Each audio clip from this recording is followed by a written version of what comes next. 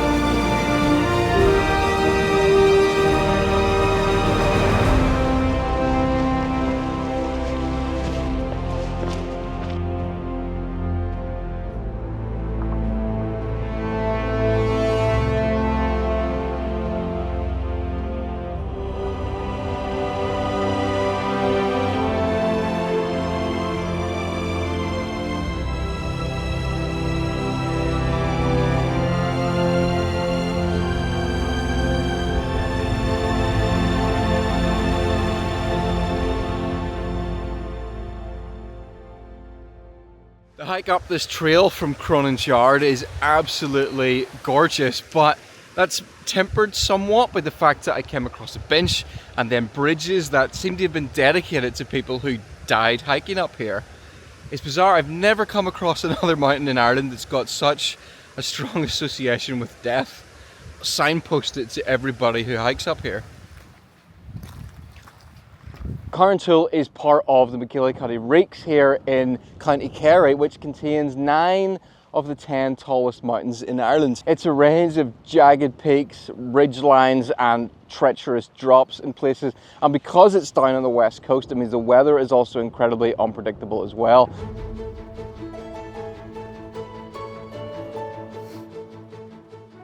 So I'm going to be going up that way, up to the summit, and then hopefully come down that way via the Brother O'Shea Gully.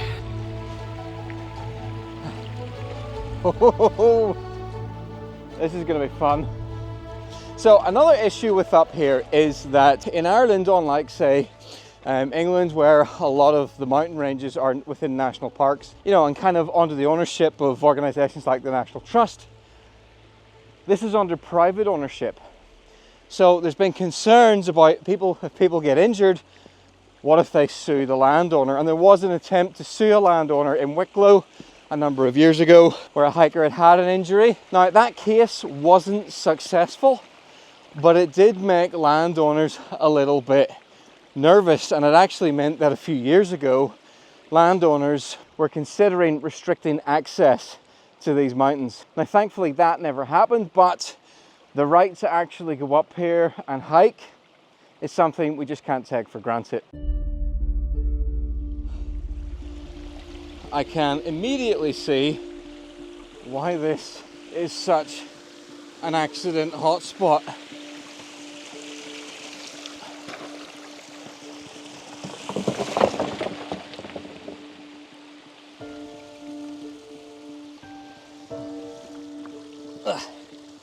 This is nearly a scramble. It is actually quite therapeutic walking up through here, if you just stop for a second hydrotherapy.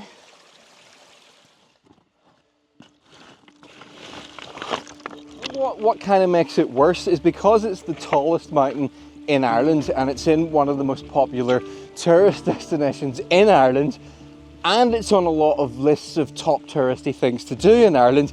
It means that I think a lot of people, a lot of tourists, just assume that it's, you know, an easy thing you can just turn up and do without really that much preparation. There goes another rock. So you can imagine what that's like in the middle of summer when you've got hundreds of people climbing up here playing dodge the rock.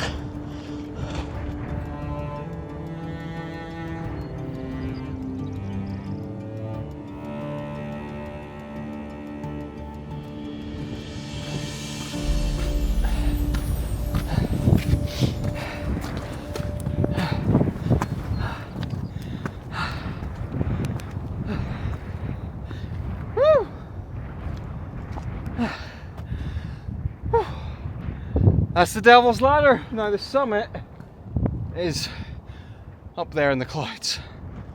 There's not a lot to see up here. If it wasn't for the fact that I briefly used my hiker map app back there, I would have gone slightly in the wrong direction.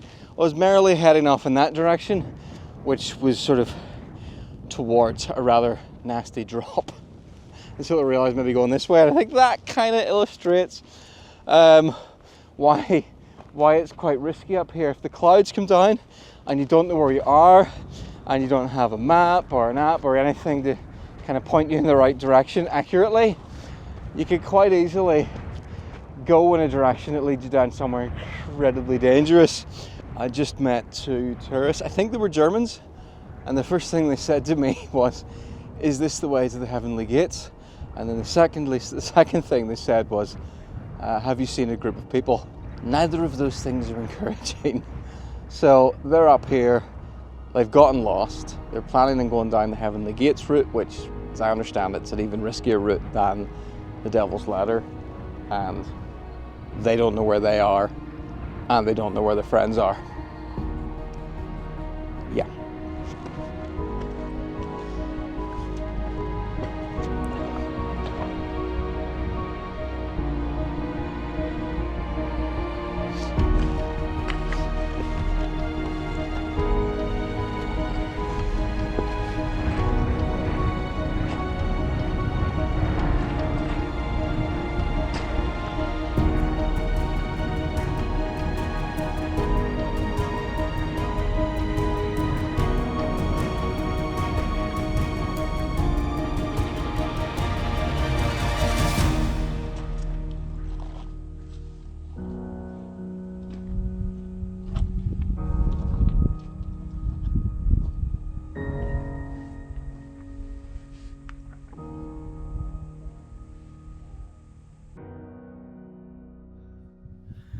Well, I'm glad I didn't hike up here for the views, because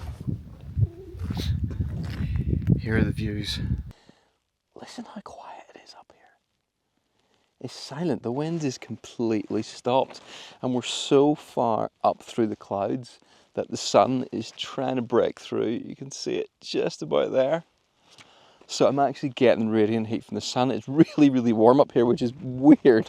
I think that's the first time I've ever climbed a mountain and been warmer at the summit than I have been halfway up. It's so strange. I now have to make my way down this ridge and try and find the Brother O'Shea Gully, and find my way back down. And of course, the Brother O'Shea Gully is named after Brother O'Shea, who fell to his death there in, I think, 1968.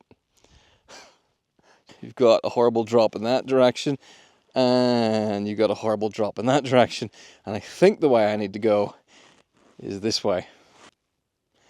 This is a really good example of how nasty the rocks are up here. They're really, really sharp, and that's similar to a lot of rocks on the ground, like this one. It's really, really sharp. If you tripped and fell, hit your shin off that, oh, you do yourself some serious damage. And that's what happened to that poor guy I met in the car park. He was up here near the summit. He stepped in a rock, which moved. It slipped out beneath him and he came splatting down. This is where I'm going to get the walking poles out to give me a little bit of extra stability. I did not want to fall on my face today, or any day. I wonder if this is where Brother O'Shea fell from. Ooh.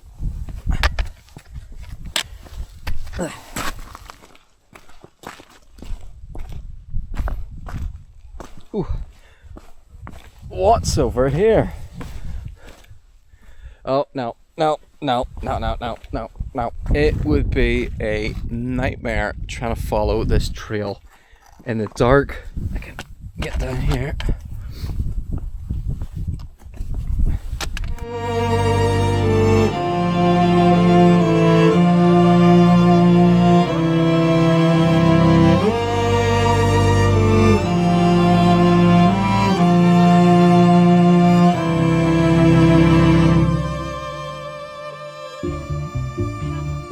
Look at this view.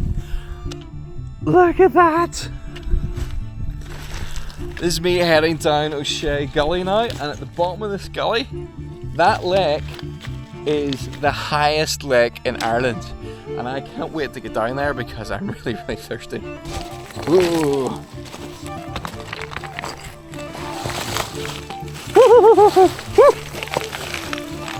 Think a little bit of pee come out. It's definitely harder to go down this slippy, crumbly, scree-like stuff. Oh good, some solid ground. Oh.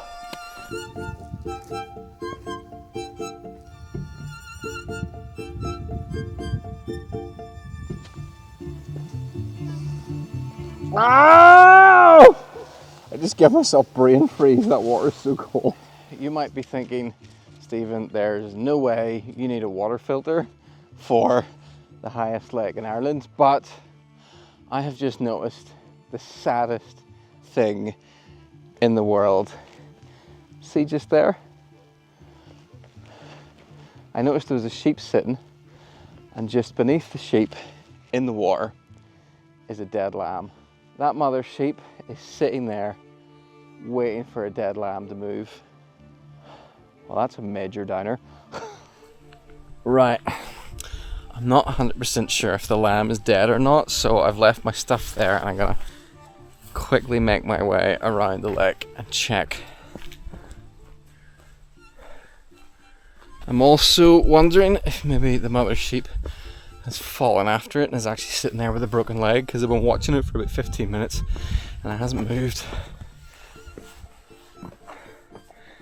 Hi sheep. Oh, okay. Don't worry, I'm not going to show it, but I'll go and see if the lamb is deaf. Oh. Yes. Ah. That is 100% a dead lamb. And something has been eating at it as well. I'm sorry, sheep. Go live your life. You try again next year. Oh, the poor wee lamb.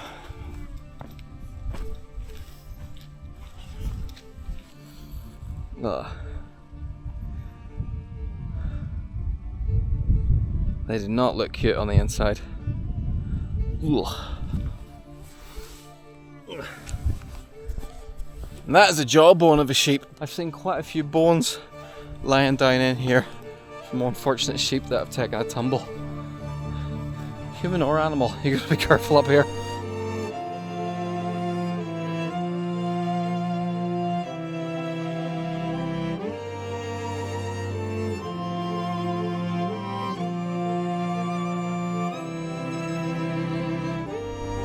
Look at this. Look at the water.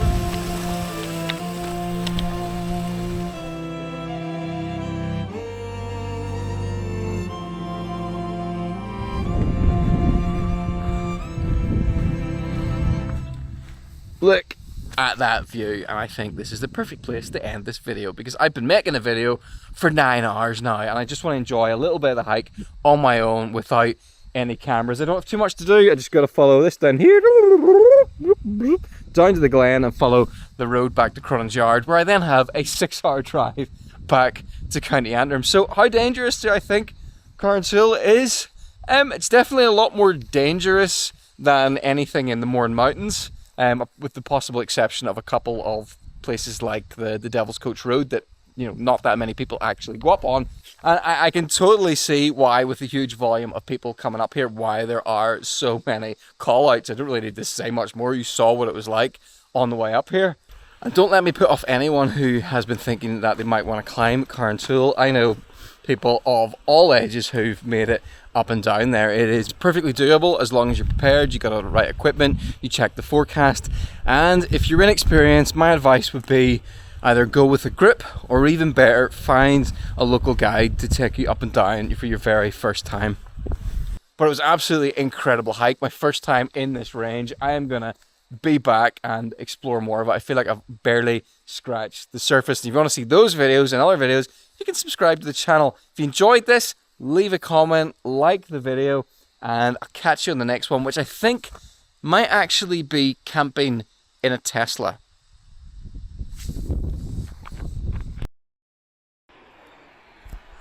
Here's a bonus feature, because on this part of the route there's a couple of climb downs, and this is the first one, so I gotta climb down that. 3 points of contact. 3 points of contact. Down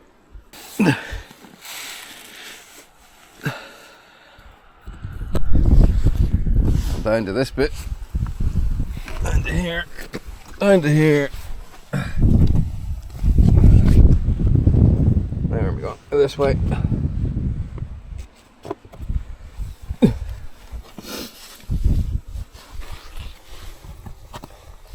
There we go. Okay. That wasn't too bad.